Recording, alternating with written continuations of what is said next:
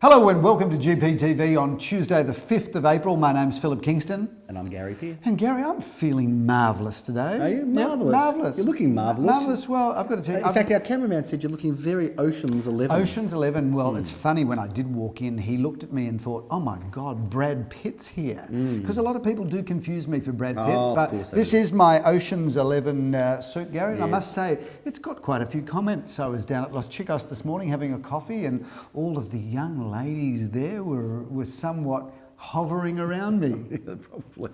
We won't say why. Speaking of young ladies, Gary, we don't normally do product endorsements on this show, do we? I don't know where you're going with this, and it scares me. Well, I'm holding a product here, Gary, because for a number of weeks I've been sitting on your left side, as opposed to normally viewers, I've always been on his right side. And on your left side, I've been looking at this red mark. It's a bit of a sunspot, isn't it? Yeah. So I've got this new product. It's a beauty product. Yeah. It's a product called Stiller, and it's a bit of a concealer, and I can't look at that any longer. So what we do is we take a little bit on our finger. Yeah, I hope it's highly infectious, this, what you put it on now. And I'm just going to touch it here. Oh, that's good. That's nice, thanks. Right, now we're just concealing that. Thanks very much. Look like a clown now, thank you. Yeah, and now you'll see that red mark has disappeared. Is that your trick, is it, Philip? Because you use lots of different aids. Very oily skin. I had a bit of hummus last night. I would say. That's if you want some good Zikriat, it was called, and I'll tell you what. I think Hannah, Gary's lovely wife, if you are watching, she doesn't like me eating this stuff. This is a Stiller. And I'm sure you've got some beauty treatments in your bathroom, do your people watch ensuite bathroom. To look at this rubbish? Well, they want to know what's going on in real estate. Viewers, Stiller. This is a great product. This is a great product. And if you're looking for a face concealer, there's either a balaclava or that. Very, very good. Shall we move on and talk a bit about next week you should do GPTV with a balaclava. Ski masks. That'll be good. Philip, let's talk a bit about the market, because you've just started off the most ridiculous way. How about us? 100% clearance. How good was that? That was on Sunday. Yeah. That was on Sunday. We're not talking about Saturday, are we? Sunday, 100% clearance. So viewers, we have a WhatsApp group with all of our staff, so all of our sales team. Because we're high-tech, Phil. And the admin support. We're high-tech. We're on a WhatsApp group, and the WhatsApp group... Do you put that over your whole face? I think that's over your whole face. So because you're looking very suntanned for someone with the WhatsApp your group, complexion. Every time we get a listing, every time we're about to make a sale, we send a message out to the WhatsApp, to the group. Everybody's fully informed with what's going on. And then we have our auction results come in on Saturday and come in on Sunday. So the team is always knowing exactly what's going on. Phil. They're informed. I didn't work on Saturday and had the day off. And I waited for the auction results to come in on Saturday. Now, I've got to tell you... Can we talk about something else? I've got to tell you, I'm used to 85% clearances. That's what the company runs with. Me personally, I'm used to 100% clearances. So I wait for the auction results to come in. And we said we would tell the truth on this show about the marketplace. Well, did we get a 75% clearance on Saturday? No. Not quite. Did we get Let's talk about 50% clearance rate? No. 100% Did we Sunday. get a 25% clearance rate? No. Sunday Did we get zero? Viewers, on Saturday, we did not sell a property, so 0 out of 4, 100% failure rate. Having said that, I was working Sunday. I had to do a 10:30, 11:30, 12:30, 1:30 auction. What was the result of the 4 auctions that I did, viewers? 100%. Yes. Well, as it turns out, it's a very good story. It's a nice spin on it, but you weren't the only auctioneer on Sunday either, Philip. Well, we had 5 on Sunday. Yes, we had a 100% clearance rate. I did 4 out of the 5 with 100%. You contributed to 80% of our 100%. And you did an auction finally on Sunday. You worked out the skill that was involved. Now, the story is that we did have 0 on Saturday out of 4, which is very disappointing. But one since sold, Philip. Another one's very close. So, we'll get there. We did have a 6 out of 9. And in the words of Meatloaf, Philip, 2 out of 3 ain't bad. So we'll just have to settle for that. But Sunday was a big result. We'll review some of them. Viewers, this is not to make fun of the properties that we passed in, because we think that they're all great properties and they will all sell. They will. In our sales meeting. The nature of properties too, Philip. They were apartments. So do you have to cut across me? Yeah, I do, because you just talk so much and everyone says that views the show that you don't shut up. So I have to fight to get a word in. But they were all apartments on Saturday, and the apartments, some of them have become a bit tougher, a bit more challenging, although the one you did on Sunday was very good. So if we're going to discuss the market in greater we don't have to. in greater We just detail, move on. if there is any part of the market that's not performing strongly, and across the board we think the market is performing strongly, but if there is an area of the market, and it's a much talked about area of the market, Gary, which is the apartment market. It was in the paper saying there's an oversupply. I don't think that there's an oversupply in good areas, but it has become a little more challenging compared to land and quality homes that are flying. Correct. Now, viewers, a tale of two markets. In our sales meeting yesterday, we did talk with the team about our success rate. So, viewers, we run with about an 80% success rate, pretty much week in, week out. Let's talk about the 20% that don't sell, because obviously Saturday was a difficult day. And vendors want to know about those. Correct. So, viewers, we talked and discussed in our sales meeting yesterday that of the 20% we don't sell, 90%, and stay with me here, viewers, because it's complicated, 90% of the 20% are sold within 3 weeks of the auction. Let's talk very quickly, Philip. Maybe we should talk a little bit about some of the properties that we didn't sell. Do you want to do that? Yep. Review them because quickly. they're available, because Dandenong Road is available. I did do that auction. It's a terrific apartment, I thought, Philip. The asking price now for $329 represents good value. Yep. And we passed that one at $300. We've got some interest around that level at the moment. Waverley Road in Malvern East, well, that can be bought also for $369,000 now, Philip. These are very affordable buyers. The one in Inkerman Street we did sell, and that was sold for passed in on Saturday, but sold Sunday night. Yeah, it was actually a good auction. There's a couple of buyers going strong, but vendor needed to think about the offer that was there. Spent 24 hours just digesting it all, Phil. Yes. And it was sold, and congratulations to them. And in Inkerman Street, the old post office, Phil, we haven't quite got the delivery right there yet. We will get that one sold very soon. That was not rehearsed, viewers. Gary, I do want to talk about this apartment that I was successful in selling on Sunday. Why don't you? And you're going to get the address as I talk. And I'm going to tell you that the price is undisclosed as well. Okay. Yeah. So what I can say, viewers, is that it was bought 30 years ago. We talked about this in the sales meeting. We sold it to lovely... Apartment 6 at 332 Dandenong Road it was, Phil. So lovely investor clients of ours, been great supporters of our business. So a shout out. You know who we're talking about. We won't mention your name on... The vendors, they're very loyal. Lovely, lovely, lovely people and a lovely family.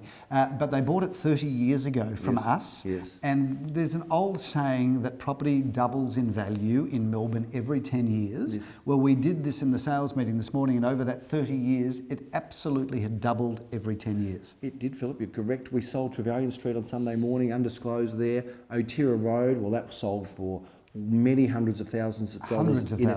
In excess of expectation, Philip, but also an undisclosed price. Now, Morris, M-O-R-R-I-C-E.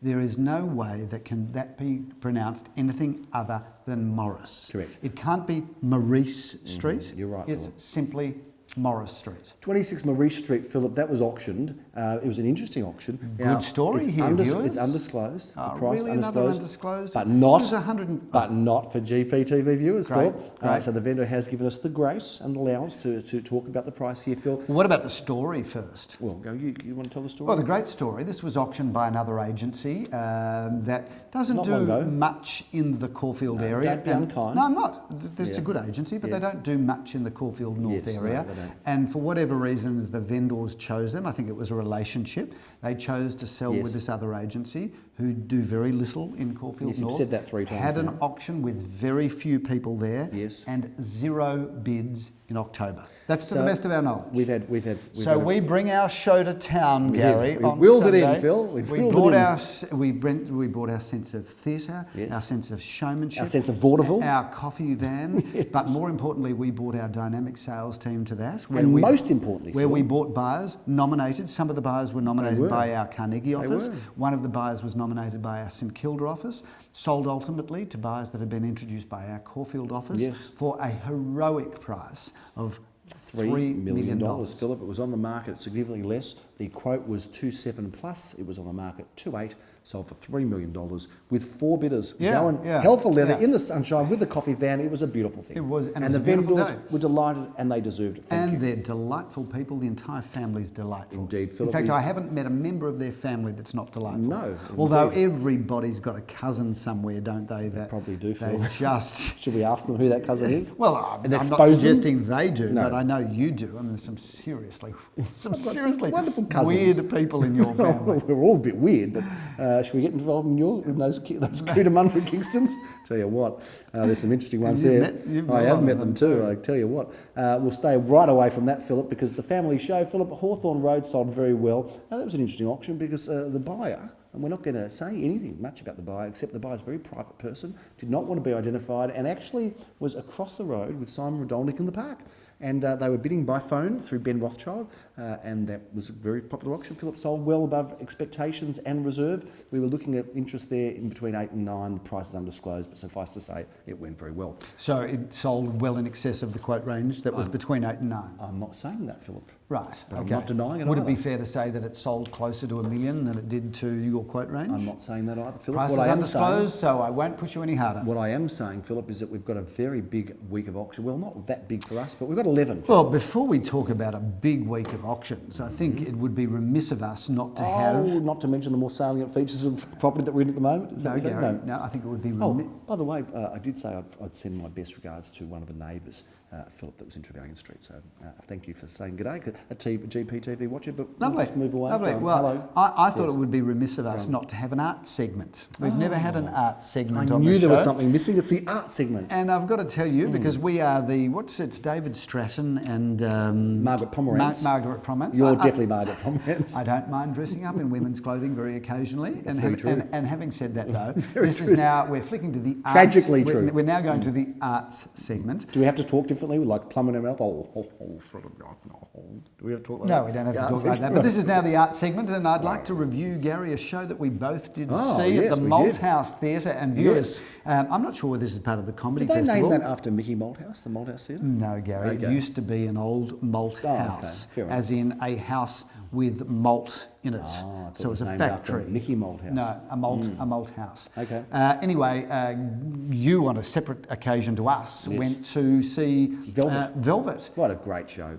Viewers, if you want a fantastic night out, if you just want to have a good time where you laugh and you sing and you dance and you clap, how good is Velvet?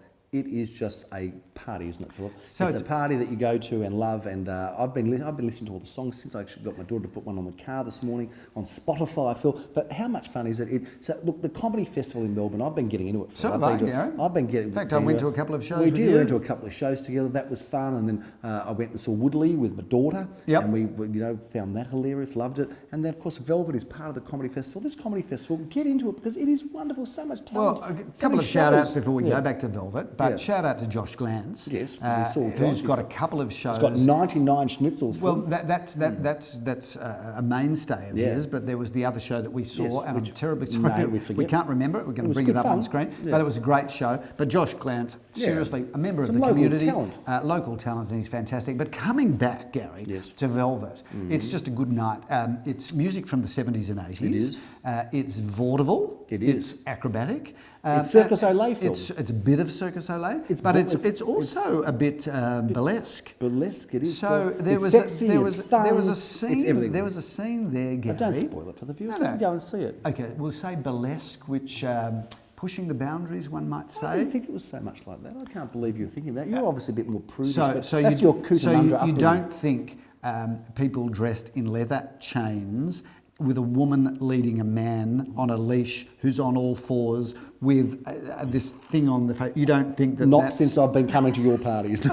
Not since I've been coming to your parties. Before that I did. Anyway, great show, Velvet, on at the Malthouse Theatre. See it before it goes off because it's a brilliant night out. Now let's talk Moving about on, this weekend. That's the art segment over. That's it. That was great. Did you enjoy that? Viewers, bit of feedback. If you like the art segment, happy to bring this segment in on a regular basis. Yeah, we should talk about ballet as well, Phil. I go to the ballet. I know you do go to the ballet, don't you? Don't mind a bit of modern ballet and a bit of classical ballet. I go to the footy, Phil. I went yesterday to see Carlton. I should say on Sunday to see should have gone Carlton. to the ballet. Anyway, Anyway, let's get into the weekend's auctions, Gary. Shall we review the weekend's auction? No, we won't, Philip, because we've got one to review on Thursday, Philip, and that is going to be that brilliant development site in Dandenong Take us Road, through this one, 462, 464 Dandenong Road. We've got two neighbours that have come together to sell as one. We've got in excess of 1,400 square metres of prime developable land, subject to all the usual authorities, of course. But that's a great spot because whoever builds builds a development there.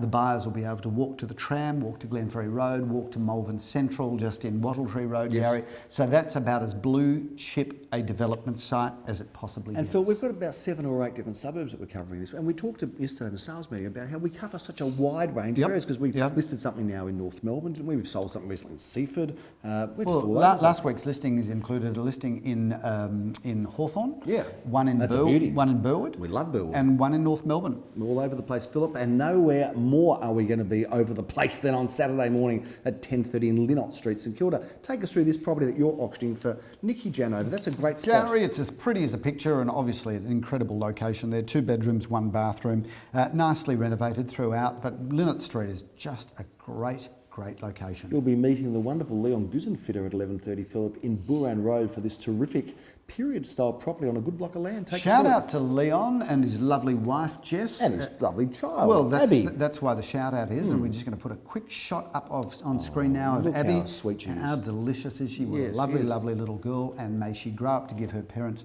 a lot of joy. Indeed. Anyway, moving on to Unlike you and me, we weren't able to do that, were we, Phil? Not at all for our parents, our long-suffering parents. Exactly 141 Booran Road, Caulfield South, Gary, 4 bedrooms, 2.5 bathrooms, double lock-up garage, and of course, that is a great location. We love Booran Road and we love Caulfield South. You can ring the auction bell in Bentley East at 12:30, Philip. Leo Samuel auctions this wonderful property in Moyland Street. Gary, that's a corner, 694 square metres of prime Bentley land, of course, but with a terrific house on it, 3 bedrooms, 1 bathroom, and check out, it's kind of an original house. How good is that turquoise carpet? It's wonderful. Tell me, seriously cool. Can you put Moylan in a sentence? Moylan. Yeah. Moylan. Yeah. Moylan.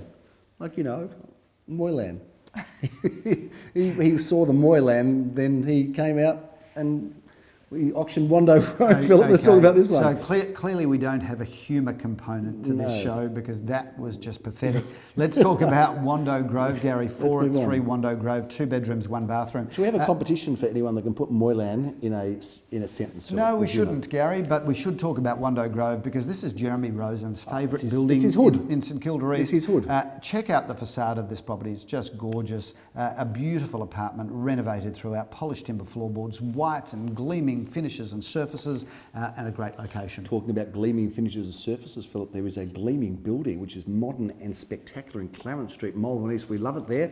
Jeremy Rosen's auctions this one together with his partner, Gary. Very easy to lease in this building, because walking distance, of course, to the wonderful Monash University Caulfield campus. It is wonderful. 1 bedroom, 1 bathroom, 1 car space. That's as close to brand spanking new as it gets, Gary. And I've used the word spanking because it ties back into our art segment of Velvet. Very good. Read into that what you will, viewers. Philip, I'm not doing any auctions Saturday, but I'm going to be doing some Sunday. You've only got 2 quiet Saturday for you, Philip, but on Sunday we're going to work you. You're going to be in Edinburgh Avenue at 10:30.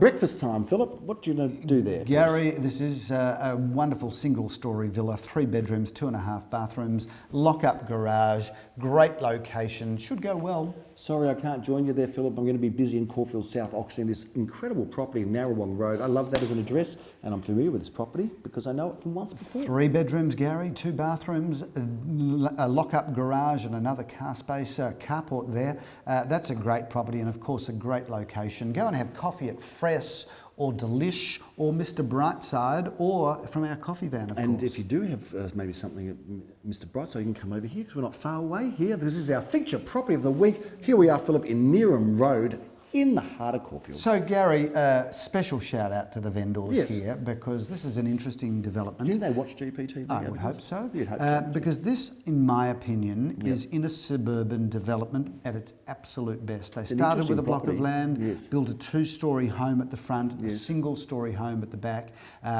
You name it, this property's got it. But I think it's sitting here. Look at the aspects. It's generosity, Gary, of space and light is extraordinary, and very rare to find a single-level home like this that comes complete with an indoor swimming pool. Yes, so you don't see too many of those, Phil. Gary, 3 bedrooms, 2.5 bathrooms, a double lock-up garage, an indoor swimming pool. This probably feels brand new because it's really only had one owner, and it was always cared for and beautifully looked after. So it's a great property. That's our property of the week. We look forward to seeing you here at the auction. However, if you're looking for a block of land or a period home, do not come to this property because it won't suit either of those needs, but the property that I'm auctioning 11:30 will fill up because we're in a quiet, prestigious cul-de-sac known as Octavius Avenue. Octavius Avenue, Gary, number 15. This auction, should go really well. I think it's been the same family. I'll find out for next week when we review it, but it could have been 50, 60, 80 well, years those old. It's been a people, long time. shout out to them. Thank you for your business, but I've got to tell you, you have not been good for real estate. Gary, it's a period home, but the value of that property is clearly in the land. Octavia Street runs off Bamborough Road, and it is a great street, a street where people have put some serious money into building beautiful homes. Not $1 million street, Gary, not a $2 million street, a $3 million street and beyond. Phil, we can meet up at 2:30 with Jeremy Rosens and watch him do the auction for Lemoore in Orong Road, Caulfield North. Take us through this property. Gary, just up the road from our office. And viewers, if you don't know, there is a big new Woolworths being developed just as part of our shopping precinct. Is it confirmed? Pretty sure it's I heard it was Thomas Ducks. No. It's Woolworths, to the best of my knowledge, with apartments above it. It's going to revitalise our little strip, and it'll be great to have a supermarket back there. Anyway, if you buy this apartment, you really don't need a car, even though it does have an undercover car space. Buy some cheese, Phil. Yes, you could, Gary. You could walk to our village, or you get could some walk salami. to the tram in Dandenong Do you Road. like a salami during the day? Gary, the fat content of salami is extraordinary. You shouldn't eat it. Fair enough. Unless, of course... I wouldn't touch it, but just for anybody else that and might you shouldn't like. really eat that much cheese. No, I wouldn't touch it. High in calcium, it's good for your bones, but high in saturated fat. We could have a health part of our show too. Yes, we may well have that. 2 bedrooms, 1 bathroom, great position, great apartment building. What else have you got coming up, Gary? Well, that's all I've got, Phil. But we've had a bit of a write-in from Beryl asking just a little bit about these comparables. Beryl's tuned into the story with Enzo. She was interested to know. Well, got some good feedback on that. Did get some good feedback, didn't we, Enzo? People liked hearing from him, and we've been pushed to get the minister on the show, Phil. We're going to have to work. We are going to try and get the minister for not the Prime Minister, Phil. No, although he does watch the show. He's been asking to come on. Shout out Malcolm. Yes. I tell you the way to get Malcolm Turnbull on. You just say that Tony Abbott's coming on, and then he'll come on for sure. Just say, look, Tony Abbott wants to be on, and then he'll want to come on for sure, won't he? We're trying to get the Minister for Consumer Affairs, which is at the state level, because the Consumer Affairs viewers, you may not know this, but the Consumer Affairs is responsible for real estate. They're watching us. For the real estate laws. They're watching to make sure we behave ourselves, Philip. We do our best. We do our best. Anyway, the Minister hasn't said yes yet, pretty much because we haven't sent her the invitation yet. You can't win the lottery if you don't buy a ticket. Correct. So we need to invite her. So anyway, Beryl said, look, what about these comparables? Where do you need to display them? Do you need to display them on the board of the property? Well, no, Beryl, don't worry. You don't need to put the comparable sales on the board. And this is, if you didn't see it, there is a requirement coming in, the new legislation due to be in July. In July, where you July. You have to give the vendor comparable sales and you have to give the buyer comparable sales. And Beryl's also said, well, what do you do when a property is unique? Yes. And I guess, and I've asked this question of Enzo as well, if something is really unique. And we've had also the question asked from a rural agent who said, well, sometimes, mate, there's only one farm sold every 10 years, so how are you going to, value that? So listen, the question was... I was born in the country. Yeah. Not everybody speaks like that. Well, you're the only person in the country that speaks like you speak. But it is just the best endeavours. That's it, Philip. Best endeavours. So if you have something unique, you have to try to work out where it fits, because there's some properties are unique. Essentially, Beryl, if we're selling a... No, I'm Gary. Essentially, Beryl, if we're selling, let's just use an example as Neeram Road, where we are at the moment. Yeah, I mean, how many places like this with an indoor pool? Very few, but what we can say is that it's a single story, 3 bedroom, 2.5 bathroom, double lock-up garage, all of those things. Single story villa home. Now, whilst it might be an extraordinary version of that, we'd go to those comparable properties and we'd choose the ones that are probably selling within the price expectations of this. And that's how we come to comparable sales. Same thing, whether we're selling, sorry, Gary, I'm on a roll here. If we're selling a luxury home in the centre of North Caulfield, we'd look at the selling price that we expect. We'd look at the bedrooms, accommodation, style of home, land size, and go to those.